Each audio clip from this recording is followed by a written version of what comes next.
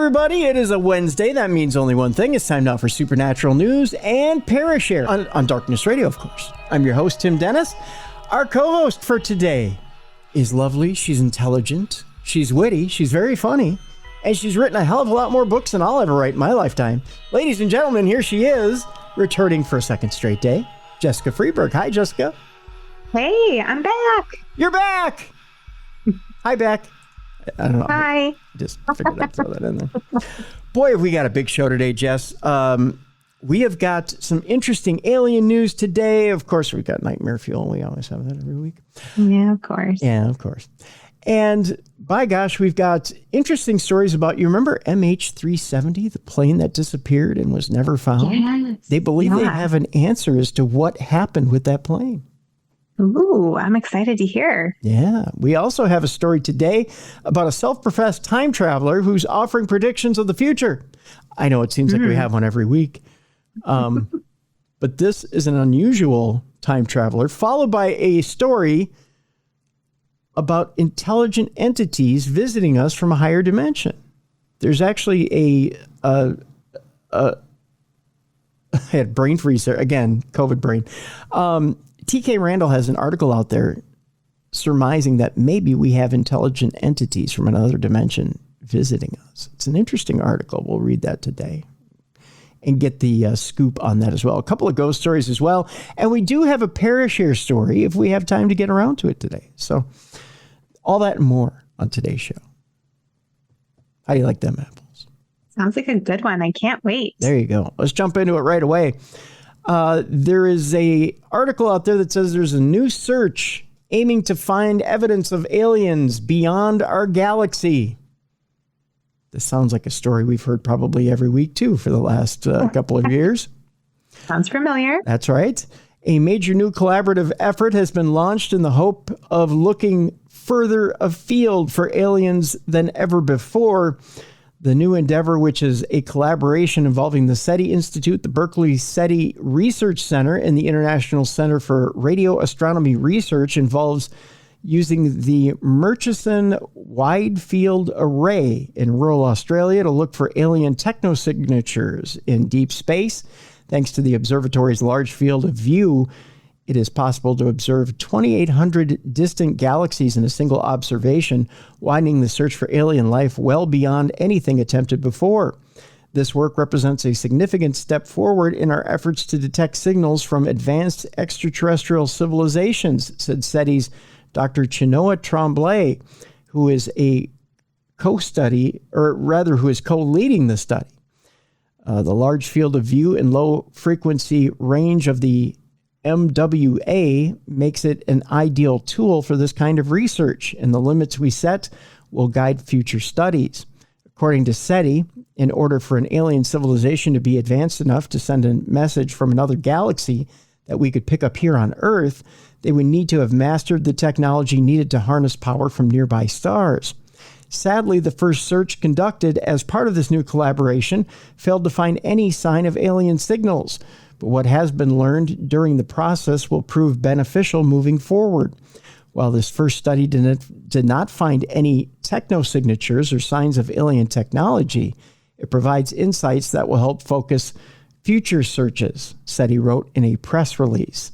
It shows how important it is to keep exploring different radio frequencies and using the unique capabilities of telescopes like the MWA. So with that, Jess, is the thought of, are we current with technologies when it comes to finding aliens, or are we using past technologies? They're talking about using radio waves, but we read a story a couple of weeks ago talking about how maybe we need to be using quantum technologies and using more current technologies because maybe we're in the past too much with technology trying to communicate with aliens. Do you think we're using current enough technology? I feel like no matter what we do, we're always going to be behind the 8 ball when it comes to aliens. They clearly know more than us. Look at how they get around when we see their aircrafts and they have no sound and they shoot off super fast and just disappear. We don't have that. Yeah, it's true. It kind of feels like we're the Wright brothers compared to them, right? Exactly. Yeah, I don't think we're quite as advanced as they are, but I don't know. It kind of feels like we're using the telegraph and they're using they're using cell phones. I don't know that so. we're ever quite in their ballpark, but we're never going to catch up either. They're just smarter than us. I think so. Well, that's okay. The head of India's space program came out this past week and said that aliens definitely exist. Well, thank you, Captain Obvious. Can we have another? I don't know. Sridhara I believe it's Samanth is his name, spoke out on the topic of extraterrestrial life during a recent podcast interview. It's not just NASA that's looking for signs of alien life. The space agencies of many other countries, including India, which has enjoyed considerable success on its own missions in recent years, are also hoping to find evidence to suggest that we are not alone in the universe.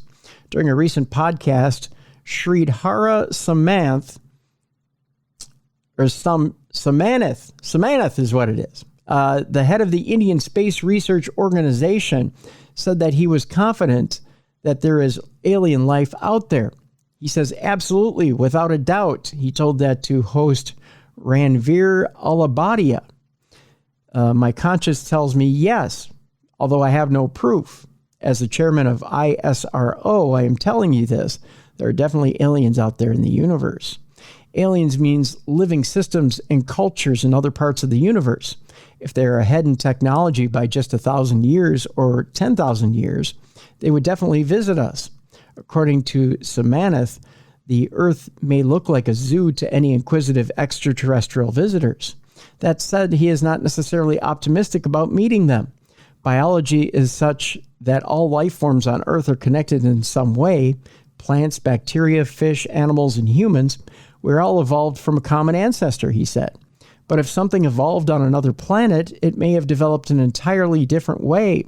It may not have the same genomic structure or protein structure, which can be extremely dangerous. When two life forms come into contact, one has to dominate the other. This is the nature of life. One will not allow the other to survive. It must surpass and destroy the other. Actually, that's a really good point. Wow. Yeah, I don't know that. Yeah, he does come up with a very good point. He also says, unless these aliens become aware of this and realize that we are different, choosing to remain disconnected in terms of our bodies or chemistry, it will be catastrophic. I've never thought it would be a good meeting either if we met up with aliens. I always thought that, they would look at we would look at them as inferior, they would look at us as inferior.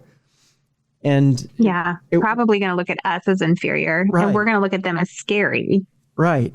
And there would be some sort of clash, that it wouldn't necessarily be a good meeting. It wouldn't be a peaceful meeting. There would be fear. I don't think so. It would probably be our fault too, that it wasn't peaceful, because we tend to like to attack or kill things that we don't understand. Right. Yeah, exactly.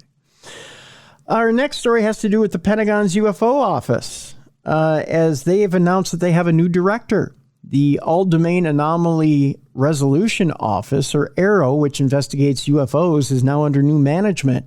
Established back in 2022 as a successor to the Pentagon's Unidentified Aerial Phenomena Task Force, or UAPTF, AARO, or All-Domain Anomaly Resolution Office, has been headed up by physicist Sean Kirkpatrick, who stepped down in December of 2023, leaving Tim Phillips as interim director. Now, in an official press release, the Department of Defense has announced that the new permanent director of AARO moving forward will be Dr. John T. Kozlowski, who is a scientist with extensive experience in several relevant fields, including quantum optics and cryptomathematics. John possesses the unique set of scientific and technical skills, policy knowledge, and proven leadership experience required to enhance AARO's efforts to research and explain unidentified anomalous phenomena to the Department, Congress, and the American people, said Deputy Secretary of Defense Kathleen Hicks. The press release also provided a link to Kozlowski's biography, which adds, prior to this appointment as director of AARO, Dr. Kozlowski held technical and leadership positions within the research directorate of the National Security Agency. Interesting. In that capacity, he led advanced mission-oriented research in the fields of networking and computing, and served as a subject matter expert in the area of free space optics advising various DoD agencies. In other words, he's more qualified for the role. It will be interesting to see what information comes out of AARO over the next few years under his leadership. So a guy who's a little more qualified when it comes to science, a guy who's a little more qualified when it comes to the Department of Defense, stepping in at AARO. He sounds like a smart fella. He does, but he also sounds like he might know his way around a denial. That's probably like one of the prerequisites of the job. Yeah. I wonder if they're going to become less forthcoming when it comes to answers out of AARO. So we'll see. Sean Kirkpatrick was pretty good about denying things, but we'll see how good Dr. Kozlowski really is. We'll move on here. A woman from Missouri claims to have regular encounters with alien visitors. Lily Nova describes herself as a starseed and spotted her first UFO back during the pandemic. Lily, who hails from St. Louis, Missouri, had taken up astrophotography as a hobby during the lockdown when she first started seeing unexplained objects in the skies above her home. She says, "My first encounter with aliens and UFOs was very intense." She said, "I went outside for some fresh air one night and I immediately locked eyes with bright light hovering over the neighborhood," she said. "I started investigating and realized it was a UFO. Seconds later, I looked away briefly, and when I looked back, there was a second craft that was much closer. I could actually see a triangular shape of the craft. The UFOs did some impressive maneuvers to show me that it wasn't a regular craft before they disappeared above me. Before long, she was reporting similar encounters on a daily basis. During my encounters, I've also been able to see what the beings look like," she said. "One of the first beings I saw was a girl with light blue skin. She had no hair, but she was very beautiful.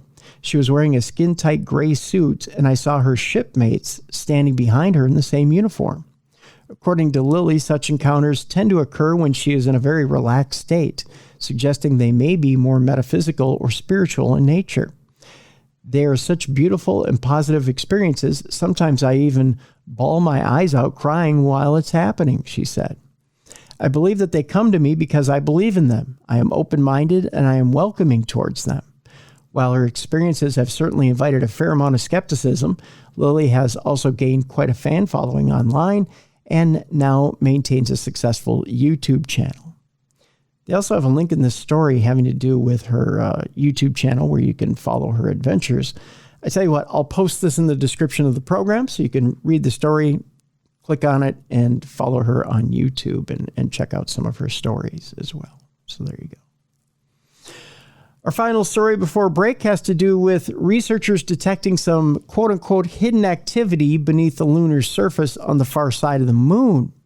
According to University of Hong Kong researchers, they've identified signs of hidden magmatism, not magnetism, but magmatism as in volcano activity beneath the surface of the Chang'e 6 lunar landing site on the far side of the moon, shedding new light on the celestial body's geologic history. This discovery could have profound implications for our knowledge of the moon's geology, inner workings, and evolution over billions of years. While the findings have significant scientific potential, the discovery also carries geopolitical implications in the ongoing space race between the U.S. and China. The results of this research set a significant geological framework to study plutonic rocks in the Chang'e 6 samples, especially MG Sweet rocks. Head of China's lunar sample studies from the Institute of Geology and Geophysics and study author Dr. Jianhua Li said in a statement, "Their petrogenesis and timing are unclear, and this research would dramatically help to understand their origin mechanism. Magmatism, a geological process involving the movement and solidification of molten rock or magma beneath planets' crusts, plays a crucial role in shaping planetary surfaces. Volcanism, which has nothing to do with the Winter Carnival, Jess, I assure you. Volcanism is the visible result of magmatism and is the main process responsible for forming mountains. The moon was thought to have cooled down significantly since its formation, and it was not expected to exhibit any significant magmatic activity, especially not in areas where the surface appears undisturbed. However, these new findings suggest otherwise. Describing the analysis of lunar samples taken from the South Pole, Aitken Spa Basin, researchers wrote, "We found abundant evidence for the broad distribution of shallow crustal intrusions in Spa, suggesting extensive magmatic activities at depth in Spa. This surprising revelation reveals clear signs of magmatic activity in an area once believed to be geologically inactive. The findings could open up a new field of study focused on the moon's thermal and magmatic history. Researchers referred to the process as hidden magmatism, or magmatic processes that occur beneath a planetary surface but do not produce obvious surface features such as volcanic craters or lava flows. Hidden magmatism can occur when magma cools and solidifies deep underground, leaving no visible evidence on the surface. On Earth, hidden magmatism is often detected through seismic activity, but on the moon, where seismic activity is minimal, its discovery requires more indirect methods." In a study published in the Astrophysical Journal Letters, researchers described how remote sensing data and advanced imaging techniques were used to analyze the moon's subsurface near the Chang'e 6's site. By examining variations in the data, scientists could infer the presence of dense material beneath the surface consistent with magmatic deposits. The moon's surface, heavily scarred by impact craters and meteorites, has been long considered geologically dormant. However, this new evidence suggests that there may be still molten or partially molten rock beneath the surface. So there you go. Interesting stuff. Yeah, very interesting. So the moon, many years ago, may have been quite active. I like it. There you go. I think we can move there. Sounds like. Maybe. I mean, there may be some water up there. There's a molten core. You can't drill too deep, otherwise you're going to get burned.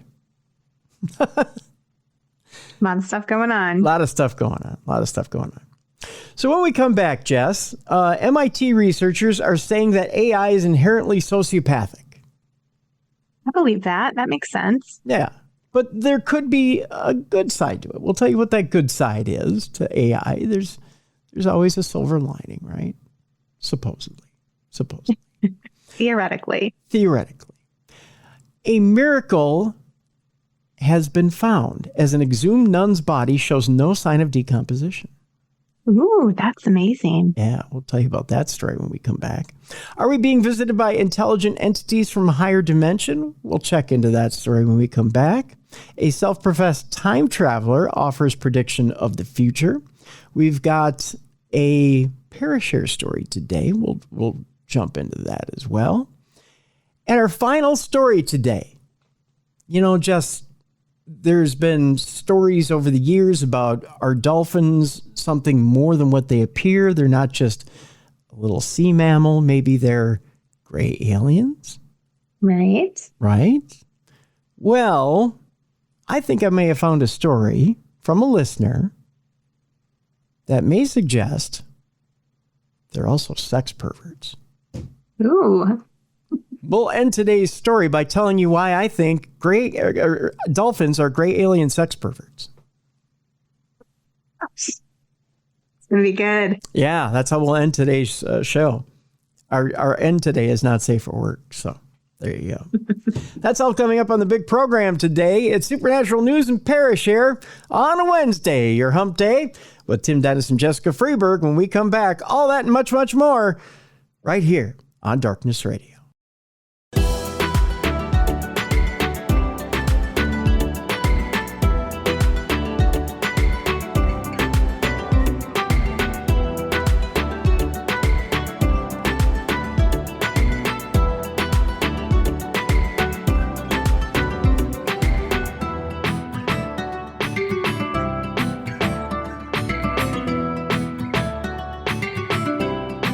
Welcome back to the best in paranormal podcasting. This is Darkness Radio on a Wednesday. Supernatural news and Parashare with Tim Dennis and Jessica Freeburg. Jess, we're getting to our favorite time of year. We're past Labor Day. State Fair's over. Minnesota State Fair. I know it doesn't apply to most of our audience, but when Labor Day passes, the temperature drops in Minnesota right off the table, right? Yeah. It's really nice right now. It really is. Bonfire weather. Oh my gosh. You know, I have in the backyard, I've got this flame table that I bought a couple of years ago. Yeah.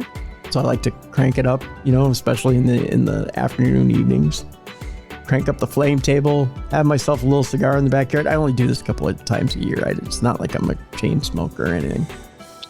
But on the weekends, I like to have a cigar, you know, maybe once a month. And every once in a while, you get the chippers in the backyard. They like to come out in the backyard. So you get a chipper in the backyard. You got a little cigar going. Oh my gosh, and then you get the fall going. I used to have this hammock that I put in the backyard. So every once in a while, you could get that hammock going. If you get the flame table going, the hammock, and you're in the hammock in the nice cool weather.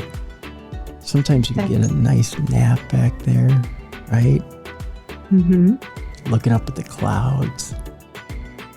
Sometimes you get a little sunshine, that little mix of the sunshine and the cool weather, right? The leaves blowing. You know how it's just perfect, that perfect temperature? You know, maybe 65, 70 degrees. That nice coolness. Maybe have a nice warm beverage with you, whether it be your coffee or your cocoa or your apple cider. Maybe have a nice book out with you. Just that perfect fall day, and, you know, it's... They did it again! Why, Jess? It was in my free time. It was in my perfect fall happy place. Oh, I'll get there during the week. They can't ruin it when I'm actually in it. Oh boy. Okay, so a law passed on the controversial use of AI to bring back dead actors after the Superman fiasco. I know you may be saying, what Superman fiasco? I'll tell you all about it. A new law aims to clamp down on using AI to bring back actors from the dead.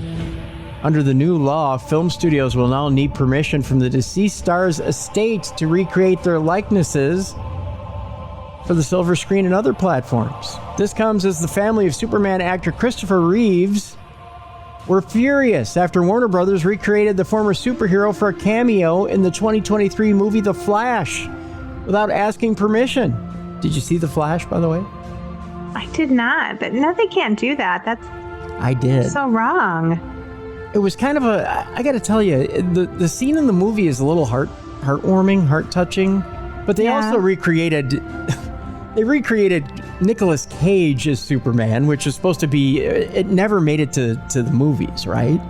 Right. So the way they do it is, you know, spoiler alert, by the way, if you haven't seen The Flash, you can see it on HBO 10 times a day. But The Flash, at the end of the movie, is kind of running back through time, and he's running back. He manages to run so fast that he runs through a portal, right? Right. And all these different timelines are converging at the same time in order to defeat the Reverse Flash, or whatever you want to call him. The guy who's the main enemy in the movie, right? And as he's doing this, you see all these different heroes from these different timelines, right? And one of the timelines, the heroes from the timeline, is the Christopher Reeve Superman. And it's kind of cool because he's popping through. You're kind of seeing them in like an energy field, right? So it's kind of like their face is popping through the energy field, right? So it's not like they're appearing in person. So it's not like a full model of AI, right? So it's kind of like their face is popping through the energy field. Yeah, I like the idea. It sounds really cool, but you can't do that without permission. Yeah, I get that. But see, here's the kicker. And before we get to the story, the kicker is a lot of times what actors don't realize is when they sign on to do a lot of these movies, especially these old contracts, the old studio contracts, they're signing on for their likeness to be used in marketing and in films in future projects. Okay. In marketing, in commercials, in licensing for toys and other things. So that law allows them to use Christopher Reeve in future movies. Yes. It's very loose. It's a very loose interpretation. But it allows them to do a quick cameo in something like The Flash. I know it's sketchy. It's very sketchy. The law created by the California Senate, the new one, applies to those who want to use artificial likenesses to a dead actor in films, TV shows, video games, and other media. The clampdown is likely to spread across the U.S. and potentially globally once the U.S. state's governor, Gavin Newsom, passes the law, according to The Sun. Film studios currently don't need permission from estates to use AI to replicate performers, although it is often sought. The new bill would make this permission essential.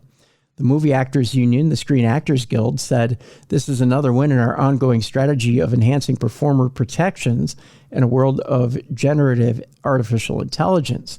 British actor Ian Holm, who died in 2020, was recreated for a role as an android in Alien Romulus, which iconic American actor James Dean, who died in 1955 in a car accident, was cast in Back to Eden in 2023. Fast and Furious 7 used artificial intelligence to put Paul Walker's face on his brother Cody's body and complete the actor's remaining scenes after Paul died in a fireball car crash in 2013. Carrie Fisher was also resurrected thanks to tech, so she could feature in Star Wars Episode 9, The Rise of Skywalker. This was done with her brother's approval. The children of Christopher Reeve, who died in 2004 as a result of a suspected adverse reaction to a drug, said they had no involvement in this 2023 cameo, nor had any of them watched the film. In an interview with Variety, his son Will added that his dad would choose Remains of the Day as the film he was most proud of over Superman if he was still alive, which is interesting. I had no idea, but yeah, he was more partial to that movie than he was Superman. So there you go.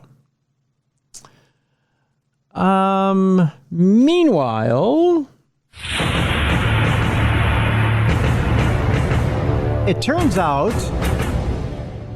that MIT researchers say that AI is inherently sociopathic, but that it can be trained to give ethical financial advice.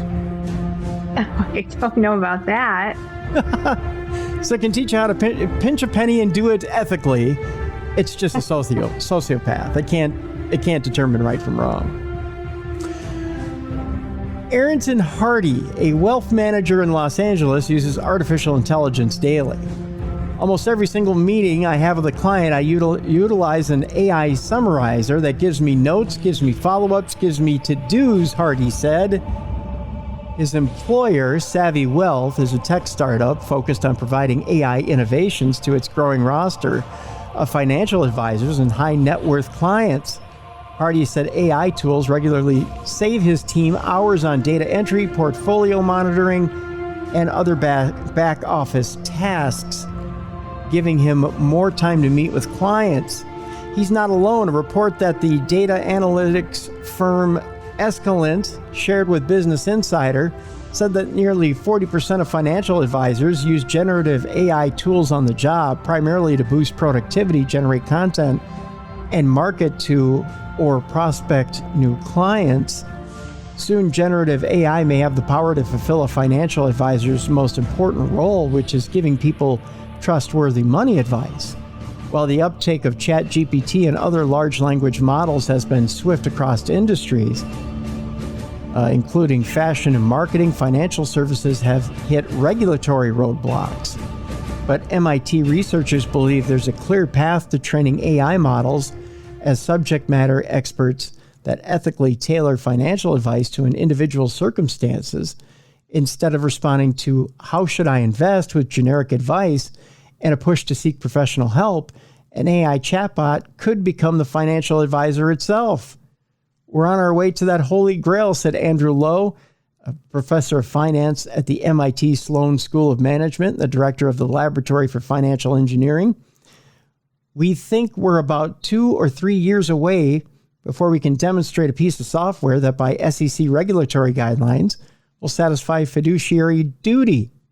Fiduciary duty, by the way, refers to the set of legal responsibilities that implore financial and investment advisors to act with the highest degree of care when handling a client's money. It's the gold standard in financial planning, and it has so far proved difficult to replicate in direct-to-consumer AI tools. Financial advisors often develop client recommendations through a behavioral financial lens, as research suggests that people don't always make rational or unbiased financial decisions, but are error-prone and emotionally driven. An average investor, for instance, might panic when the stock market plummets and decide to sell their stake in a mutual fund rather than wait for the market to recover, as it almost always does. Knee-jerk reactions like this can often be avoided or corrected under the guidance of a skilled financial advisor, whom the investor trusts. Lowe said that trust can be developed in part through empathy and small talk. When you start talking to somebody, almost immediately you develop feelings for that person, Lowe said. That's the kind of process that needs to happen with large language models. We need to develop an ability to interact with humans, not just on an intellectual level, but on an emotional one. But the glaring problem with publicly available AI tools is that they're inherently sociopathic, Lowe and his co-author wrote in a research report exploring the challenges of widespread adoption of AI-powered financial advice. This sociopathy seems to cause the characteristic glibness of LLM output. An LLM can easily argue both sides of an argument because neither side has weight to it, they wrote. It may be able to role play as a financial advisor by relying on its training data, but the AI needs to have a deeper understanding of a client's state of mind to build trust. One way to accomplish this is by requiring a machine to ask the user simple questions, starting with, "How are you doing?" before dispensing personalized financial advice. In addition to analyzing the text, advanced AI may be able to solicit audio or video from the user to identify emotional cues such as stress or fear in their voice or facial expressions, Lowe said. Think of it like a doctor displaying the kind of bedside manner that's lauded in the medical field. Trust is not something that will automatically be given to a generative AI, Lowe told BI, or Business Insider. It has to be earned, which I find incredibly odd for AI to earn trust. Yeah. I mean, it can't help but be sociopathic. It's not real. It doesn't have emotions. It can't relate to emotions. Right. Conquest Planning, a Canadian startup, has developed financial planning software that uses an AI architecture known as a Blackboard system. Ken Lataki, who is its chief product officer, said the Blackboard stores essential information about tax rules, cash flow mechanics, retirement account structures, fiduciary rules, and more. Clients input their personal and financial data so the system can learn their preferences, parameters, and goals. Using this information, Lataki said, the system looks at all of their permutations and options that are available, and then recommends a course of action. Advisors can toggle between a list of strategies to measure the effects of various decisions on the client's estate and goals, such as claiming retirement benefits at different ages. Mark McGrath, not the lead singer of that one group, a financial planner and portfolio manager at PWL Capital in Canada, said the software saved him time and provided clients with better financial plans than he could create manually. I've been doing this for a long time, I assure you. No financial planner is going into that level of depth and spending that amount of time on optimization, McGrath said. That means clients are not always provided with an optimal financial plan. He added, the analogy I've used in the past is that with Conquest, I'm driving a professionally tuned Ferrari while my competition is getting around on a pair of roller skates. Lataki estimated that Conquest software is used by 50 to 60% of the financial advisor market in Canada through partnerships with banks and independent advisory firms. The software is available in the U.S. on Pershing X's wealth management platform, Wove. While it's sophisticated, the software isn't a direct-to-consumer solution. Lowe and his associates hope to help make advisory or financial advisory AI accessible to people across the wealth spectrum, perhaps free of charge. Many financial advisors are eager to use generative AI as an assistant, but few are ready to replace them as of this point. Lowe said he believes that a world in which people rely on AI advisors rather than human advisors is within view, but he said a smooth transition would require retraining advisors for new careers, possibly with government support. He says, what I worry about and what I think policymakers need to really focus on is if a large body of human employees become displaced in a very short period of time, that would cause tremendous social unrest and dislocation, Lowe said. So the speed of the displacement is something we need to pay attention to. So it sounds like it's a way far way away to take and replace humans with this type of software. And it's just, I don't think it's feasible to I don't think so either. If it is, I hope it's not in my lifetime.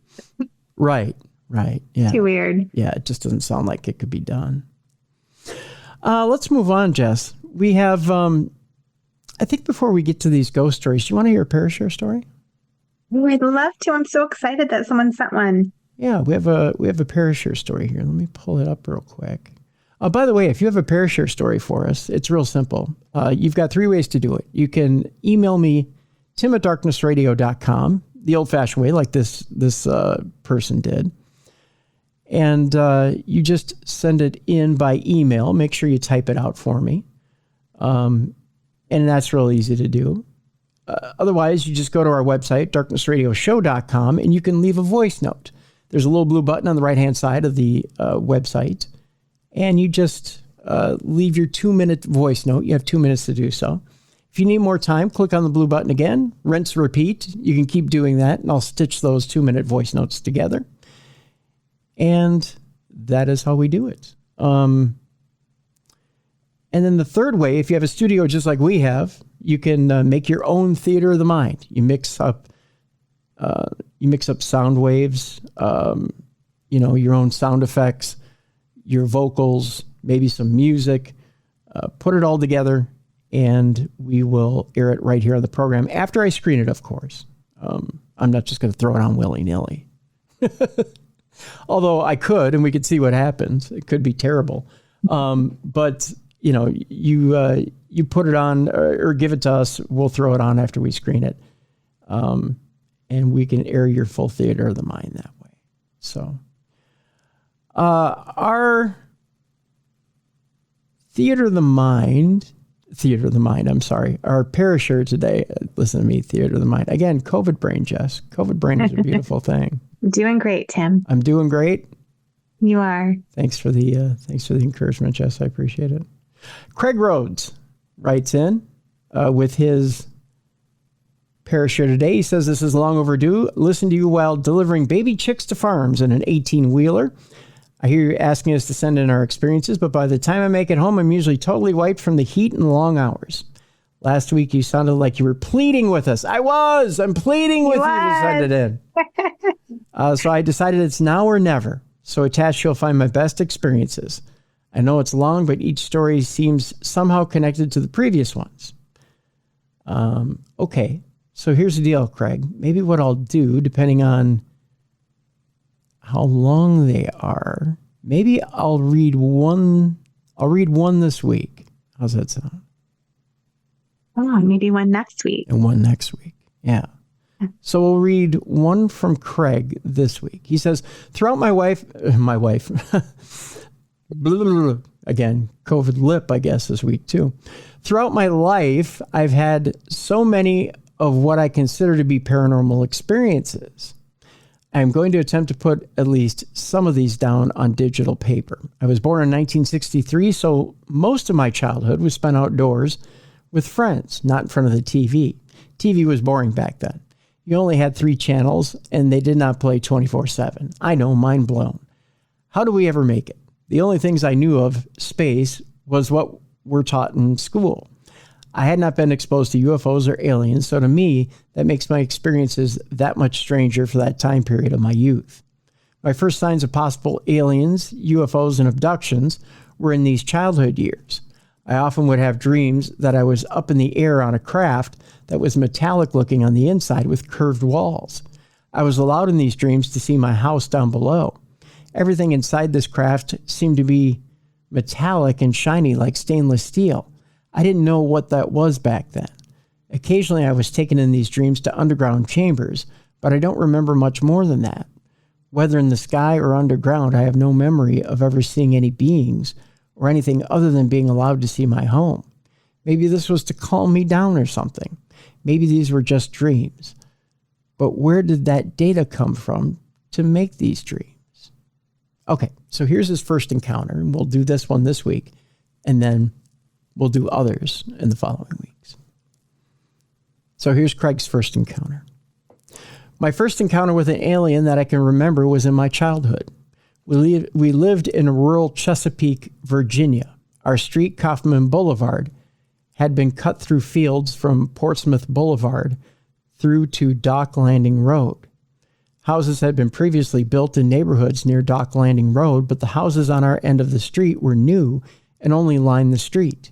Behind the houses of both sides of the road were very large fields. The other side of Portsmouth Boulevard was also endless fields. Note, today there is not a field in sight around there, only malls and shopping complexes everywhere that a field used to be. We lived in a simple 3-bedroom, 2-bath, 1,700 square foot brick single-story house. My bedroom was straight down at the end of the hall. One night, my parents sent me to bed, and as I walked into the room, I glanced at the window in my room that was on the side of the house. What I saw was a very large gray head with giant black eyes staring back at me. I had never heard of aliens or grays at this time in my life, but this scared the crap out of me. I screamed and took off back down the hall to where my parents were. Yes, I know boys were brought up back then to be fearless and strong, but this truly scared me. I ran into the den and excitedly told them there was a giant head with giant eyes staring at me in my window. They rolled their eyes and said, "Go to bed." I slowly creeped back to my room and nothing. Whatever I saw was gone. To be honest, after that, I just kind of forgot about it. The ability of youth to be oblivious to things still amazes me. And that comes from Craig. That is so creepy. I don't know that I'd be able to sleep in that room, Craig. I'm going to be honest with you. After I saw something like that peeking in my window, either that or I would have crawled in bed with mom and dad. Yeah, that, and I would have shut those curtains, and I would have never opened them again. They would never come back open. I tell you, brother, no way. Not for a minute. Nope. I'm excited to hear the next one next week, though. Yeah, that's for sure. So we're building up, and he's having more alien encounters. Yep, he has more alien encounters after that. So we'll check in with Craig next week, and we'll continue to read his alien encounters. By the way, if you have a Parashare, email it at tim@darknessradio.com. You can also send us a voice note, darknessradioshow.com. You click on that blue button. You got 2 minutes to do so. You need more time, click on the blue button again. Let's get your experiences in here. All right? Okay, so we have a ghost story now. This story has to do with a man making a creepy discovery by a bedroom door after looking under piles of leaves. The story goes, are ghosts real? Do spirits exist? There are questions millions of people ask themselves every day as we search for proof of what happens after we die. Now, thousands of videos and pictures exist claiming to be proofs of ghosts, but none of them have so far convinced everybody. Let's see here. A man was left gobsmacked when he stumbled upon a gravestone mere feet from his bedroom in his New York home. While exploring the property, he unearthed the eerie marker hidden under a thick layer of leaves in his yard and shared the spine-tingling find on Reddit. He said, found a tombstone on the property of my new house I just bought. It is 7 feet from my bedroom door. It is in the main part of the yard, and it was covered in leaves, about 5 feet of leaves. The headstone bore the inscription, C. Statmiller, 1872 to 1938. Further investigation revealed the stone predates his home, built in 1958. He later realized it's a stolen headstone. We figured it out. The homeowner delved into the history etched on the stone and identified C. Statmiller as Carolyn Statmiller, laid to rest at the First Methodist Church Cemetery in New York at age 65. The homeowner took to Reddit again to update his spooky saga. I'm calling the cemetery today to tell them that I have it, the tombstone that is. To my surprise, I already sent the picture that I posted to grave.com. The nicest thing since I posted this, 6 anonymous donations of flowers have been placed on this website for Carolyn, grave.com, where I found the cemetery. That doesn't make any sense. In a final twist, he discovered that attempts to contact the cemetery led nowhere as the phone line was disconnected. Undeterred, he resolved, I tried the cemetery and it's disconnected, so now I'm going to physically go there to see if there's a stone on the grave, and if there's not, I'm bringing this tombstone to that cemetery. Go figure. It was opened in 1938. Cemetery was. So why would that stone be in his yard then? Whoever lived there before sounds like they took it and put it there. Bizarre. Comment, that's weird. Unless they moved the body to that cemetery, and that was an old tombstone they had, and they put a new stone into that cemetery, and they were keeping the old stone at that house. I don't know. Which is weird. You know what I mean? Commenting on his eerie discovery, one social media user quipped, "Congratulations, you are the new owner of a ghost." The poster replied, sharing further spooky antics. Pictures are always falling from the wall, but other than that, there are no noises or anything. Another suggested a financial silver lining, advising, in some states, if there's a body buried on your land, it makes your property tax exempt, as you are technically a graveyard. Worth looking into. Meanwhile, I guess it is. Meanwhile, a third urged respect for the unexpected find, saying simply, leave it, respect it, accept it. That sounds like a saying, like for an insurance company. Yes, it's a tagline. Yeah, leave it, respect it, accept it. I don't know. Funny. Our next story. I told you about that nun, the nun's body that showed no sign of decomposition when it was exhumed. Okay, we're going to talk a little bit about a miracle now. Medical experts have been left scratching their heads over the mystery of how the late nun's body remained intact once it was exhumed. According to reports, Sister Wilhelmina Lancaster, a nun from rural Missouri who founded the Benedictines of Mary, Queen of Apostles, died at the age of 95 and was buried in a simple, unsealed casket on the grounds of her order's monastery in Gower in mid-2019.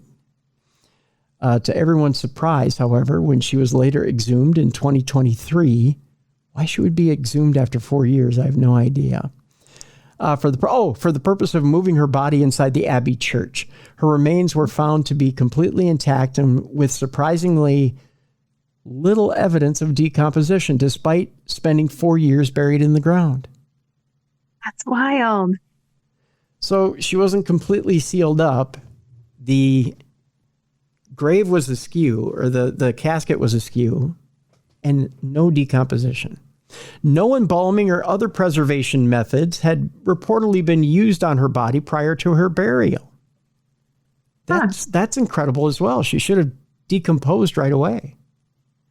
Yeah, I think that happens pretty quickly. Yeah. And if it wasn't sealed all the way, wouldn't bugs have gotten in and started to just eat her up? Not to be gross, but... No, but that's what should have happened. Bugs and worms and whatnot. Yeah. The discovery went on to generate quite a stir, with churchgoers hailing her incorruption, referring to the religious belief that a lack of decomposition is a reflection of holiness as a miracle. Now, long after she was exhumed, a team of medical experts was commissioned to examine Sister Wilhelmina's body and investigate what could account for her unusual state of remains. In their final report, the team confirmed that the body had not decomposed as expected, even though the lining of her casket itself had rotted away. Even her clothing seemed to be remarkably intact. That's crazy. So her casket lining was rotting, but her clothes and her body were just not intact. That's insane. Yeah. The condition of her body is highly atypical for the interval of nearly 4 years since her death, especially given the environmental conditions and the findings and associated objects, they wrote. Despite their best efforts, the medical experts were unable to find any explanation for this. As things stand, the case remains a complete mystery, and Sister Wilhelmina, whose body has been on display in a glass shrine inside the abbey, continues to attract visitors from far and wide. I say they should make that woman a saint. But does lack of decomposition make one a saint? No. I feel like you have to get some sort of a prize for that. And what else is there when you're dead? Sainthood. A prize? She didn't dig into a box of Cracker Jacks, Jess. I mean, I just know when I die, if I'm not cremated, which is why I'm totally going to be cremated, and they exhume my body, I would be soup. I will be corpse soup. I will be half rotted. There will be water in with me. I will be disgusting. And this woman comes out and she looks great. So if you go through the flames and you don't burn, you want to be canonized? Yeah, something. You want to be like Saint Jessica, the Human Torch? Is that what you want to be? Yes, please. Yeah. Yes. Okay. That's all I ask for, Tim. You got it. I don't think it's too much. You got it, kid. It's all yours.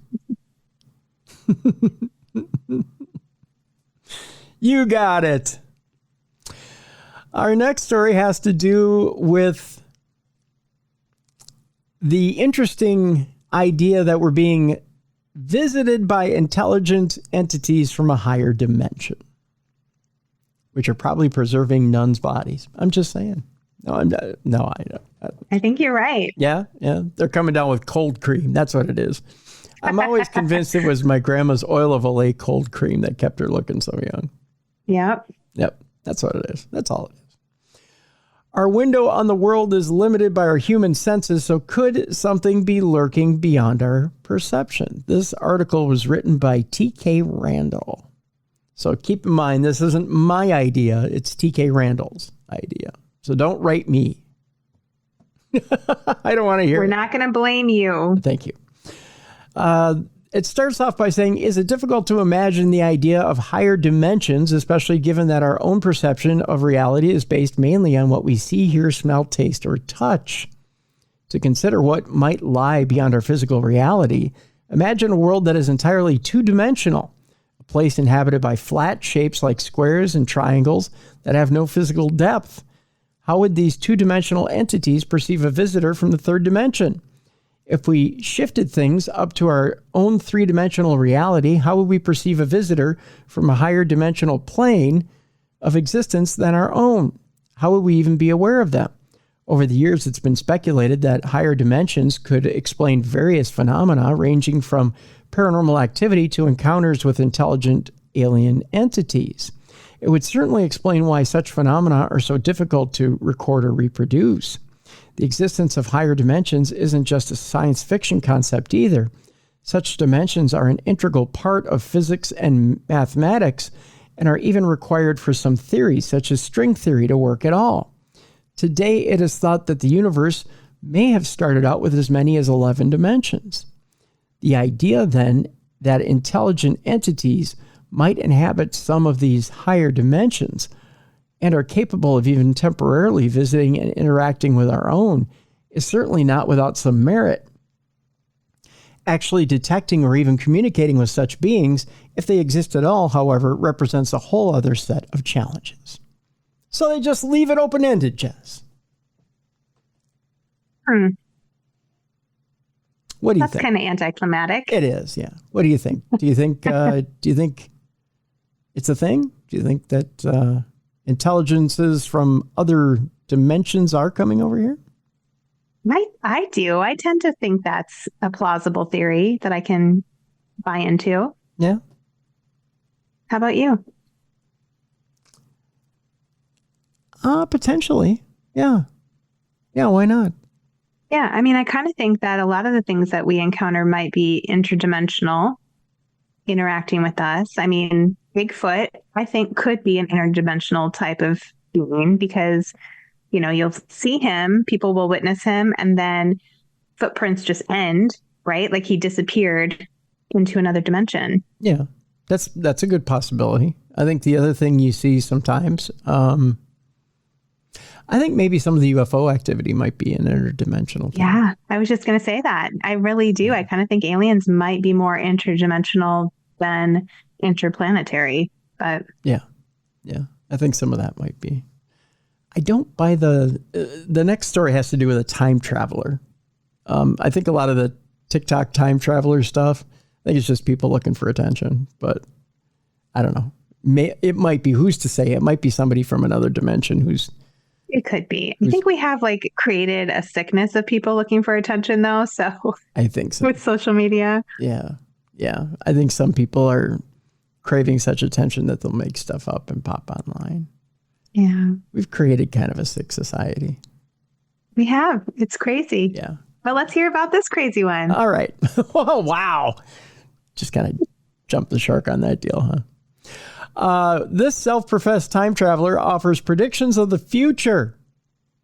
This guy came out on Monday and said, well, let's put it this way. A popular social media user has been making various predictions about what will come to pass in the near future. We've heard from a few self-professed time travelers over the years, a trend which gained prominence in the early 2000s when a man named John Teeter, you'll remember him from the old Art Bell shows, started to frequent online message boards claiming to be a soldier from the year 2036 who had gone back in time to warn humanity. While Teeter later was exposed as a hoax, there have been numerous copycats in the years since, usually with the alleged time traveler making similar claims about future calamities. One of the latest examples is at the time traveler 2582, a user on TikTok whose future predictions have seen him rack up over 132,000 followers. This otherwise anonymous individual maintains that they are from the year 2582.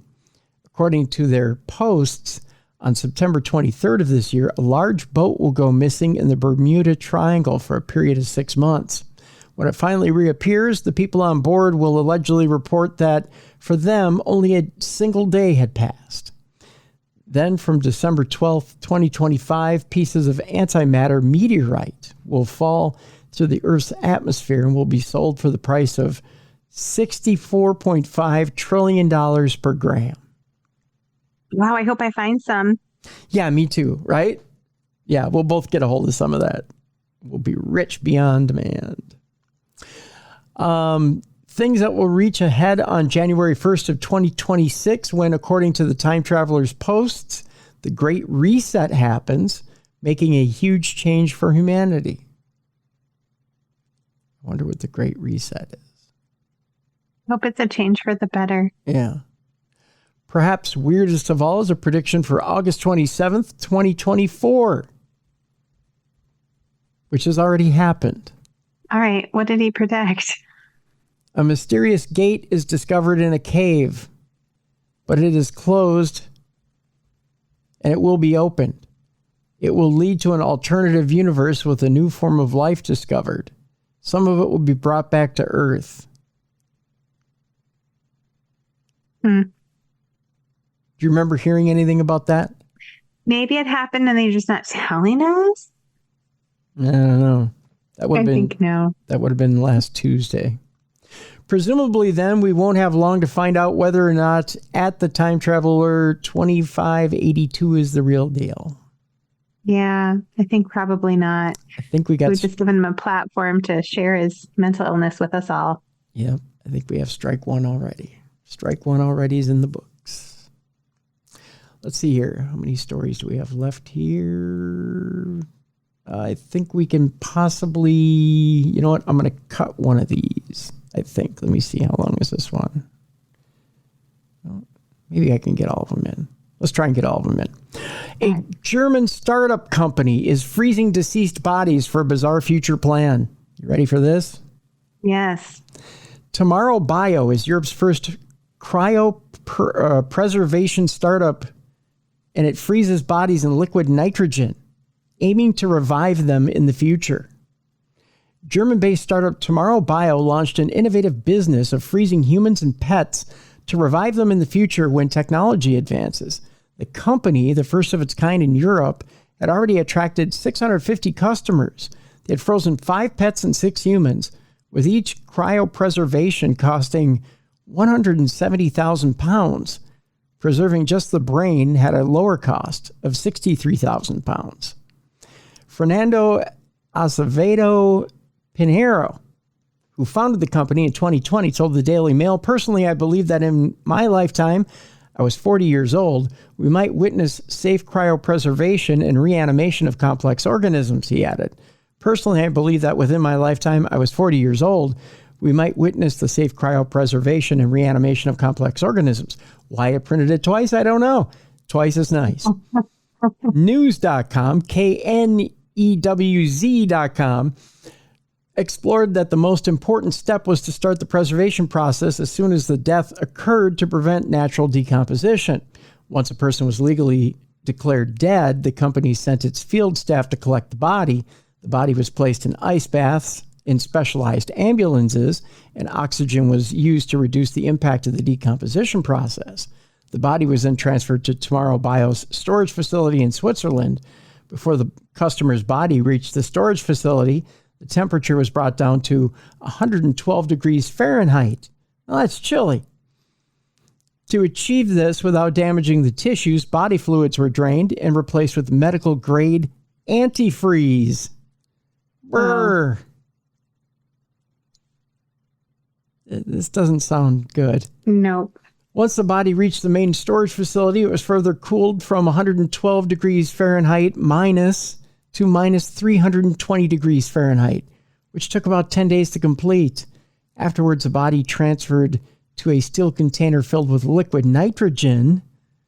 Boy, I can see it being dropped and just shattered. The customer's body, I know, right? The customer's body was then stored in the container for hundreds of years, waiting for new technology to enable revival. If revival occurred sooner and the customer's payments were still valid, the company promised to return any remaining money. What are they going to do with these bodies? Like, this is just so weird. The company attracted customers from Germany, France, and the United Kingdom, and planned to expand to the United States by 2025. Besides freezing human bodies, the service was also used to preserve beloved pets. Most existing customers were relatively young, with an average age of 36. The company was on a long-term mission and had no plans to be sold, as customers were trusting it for centuries. The company's CEO, Dr. Emil Kenzioria, I believe it is, told TechEU, "The company will never be sold, so all our investors need to be okay with this. They receive dividends, but not sales profits." It was a long-term mission. He highlighted the growing popularity of the business, saying, "If you are cremated, you have 0 chance of revival. But if you're cryopreserved, the chance is more than 0. Cryogenics was a fascinating field, and it already captured the attention of consumers through fiction films. Despite the uncertainty of the future, people were willing to invest in the hope of being revived and living again." It sounds like maybe that company might have went under. Meanwhile, DARPA is working on a way to put humans into suspended animation. They're introducing and inducing hypersleep, and it could help patients with critical injuries or illnesses, among other potential uses. You've seen in science fiction, technology is capable of putting a person into suspended animation. Well, in the real world, we have yet to come up with a way to achieve it. But it hasn't stopped DARPA, which is the Defense Advanced Research Project Agency, from having a good go at it. Together with researchers from Harvard, the agency is looking to find a way to pause the clock, so to speak, in particular for patients suffering from time-critical injuries or illnesses. If they could be placed into suspended animation or hypersleep, it would give doctors more time to treat them or enable injured soldiers in the battlefield to survive until help arrives.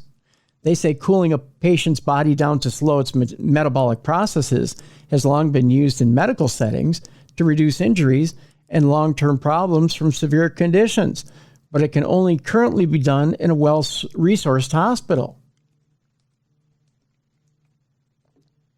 Achieving a similar state of biostasis with an easily administered drug like DMP could potentially save millions of lives a year, according to them. The new research aims to use the Alzheimer's drug DMP, or donepezil, I believe, to induce this effect on demand outside of a hospital setting, but there's still a lot of work to be done. Interestingly, clinical doses of DMP in patients suffering from Alzheimer's disease have been associated with drowsiness and a reduced heart rate, symptoms that are torpor-like, said lead study author Maria Plaza Olivier. However, this is the first study to our knowledge that focuses on leveraging those effects as a main clinical response and not as side effects. So there you go. That's that story there. All right. We told you about the MH370 mystery and a possible new solution as to what happened to that plane. An Australian researcher believes he knows what happened to the plane and why nobody has found the wreckage. The plane had been heading to Beijing Capital International Airport in China, but after a series of unexplained direction changes and the seemingly deliberate disabling of its transponder, the aircraft, along with all its passengers and crew, disappeared without a trace, never to be seen again. What followed was one of the most extensive search and rescue operations the world had ever seen, with teams from multiple countries scouring vast areas of open ocean for any sign of the plane's wreckage. As things stand, there's still no definitive explanation for what happened. Now, though, Australian researcher Vincent Lin has put forward a new theory that could explain both what happened to the plane and why nobody has ever been able to find it. The disappearance of MH370, he argues, is the result of a mastermind pilot almost executing an incredible perfect disappearance in the southern Indian Ocean. More specifically, he believes the pilot, 53-year-old Zahari Ahmad Shah, deliberately crashed the plane in a very specific part of the ocean where he knew it would never be found. The particular location, a 20,000-foot hole in the seafloor surrounded by high ridges, could in fact be the number one place to look for signs of the plane's wreckage. This isn't the first time that it's been suggested that the pilot crashed the airliner on purpose, although it remains a mystery as to why he would have wanted to do this. Whether the sea hole will be searched or not is up to officials and search companies, but as far as the science is concerned, we know why the previous searches failed, and likewise, science unmistakably points to where MH370 lies, Lynn wrote. So there you go. Hole in the seafloor. And finally, Jess, our final story of the day. I believe dolphins are gray aliens, and we found the horniest one yet, and he's attacking swimmers in Japan. This is our final story of the day, if you're ready for it. I'm ready. A spate of dolphin attacks on swimmers in Japan's Fukui Prefecture is being blamed on one bottlenose dolphin whose researchers believe may be particularly lonely, having been separated from a pod. According to NBC News, Japanese news service NHK reported last week that a man had been bitten on both hands by a dolphin while swimming at a beach in the city of Suraga. The man was the 18th person to be bitten by a dolphin in the area since July 21st. Since 2022, more than 45 people have been injured in the area. Based on unique fin markings captured on film and in video, it is believed that many of the incidents are linked to a single male bottlenose dolphin. Because bottlenose dolphins are generally highly social animals that live together in pods, and this dolphin has been spotted swimming alone, marine researchers say that dolphins' unusual behavior may be caused by loneliness and sexual frustration after being isolated from a pod. Tadamichi Morisaka, who is a dolphin ecologist at Mi University in Sioux, Japan, told Nature.com that playful biting is a common behavior amongst male bottlenose dolphins, and I'm just saying maybe some aliens, I don't know, who almost always live in pairs and groups. This includes behaviors like chasing each other and rubbing the other dolphin with their pectoral fins, which is thought to signal fondness, and even sexual behaviors, such as pressing their penises against each other, Morisaka said. Adding that gentle biting is one of those pro-social behaviors, so the dolphin in Fukui acting like he's playing with a male pair mate, but with humans instead. James Cook University researcher Pudu Mustika said that dolphins can also become aggressive when exhibiting mating behaviors and may misinterpret human interactions. It remains unclear, though, why this dolphin in particular has become isolated from its companions. In response to the increasing attacks on swimmers, officials have increased lifeguard patrols in the area and reduced swimming hours to try and reduce human interaction with the lonely marine mammal. Poor guy. Horny dolphins. He's just lonely. That he is. That he is. And with that, that's supernatural news for another week. And with that, Jess, we talk once again about, I was going to say other horny travelers, but I don't know that I should say that. No. That's not what happens on your trips for Ghost Stories, Inc. I don't think so, anyway. No, we have good, respectable people that go to the Ghost Stories, Inc. Trips. You have 2 trips coming up to the Palmer, and you have another one, you said, a day trip. Yeah. We have just a single evening. We have 2 nights only that'll be in St. Paul at the Manor, which is a really cool location, really historic home with kind of a sad, tragic history to it and little mystery involved.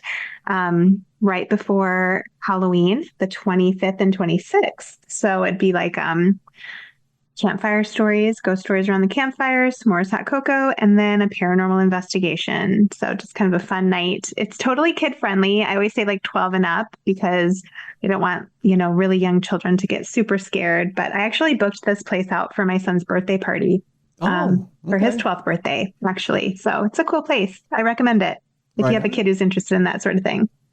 Right on. There you go. There you go. All right. So we'll have links in the description of this program, both for the trips and for Jessica's 2 books that are on pre-sale right now. Be sure to pick up those books. We'll have Jessica and her writing partner back for those books when they go on sale. So we'll talk about those books as well. Tomorrow on the big program, it is Ursula Bielski, a good friend of ours. She has a brand new book out there called The Devil in Dreamland, Catholic Faith, UFOs, the Occult, and the End of the Supernatural.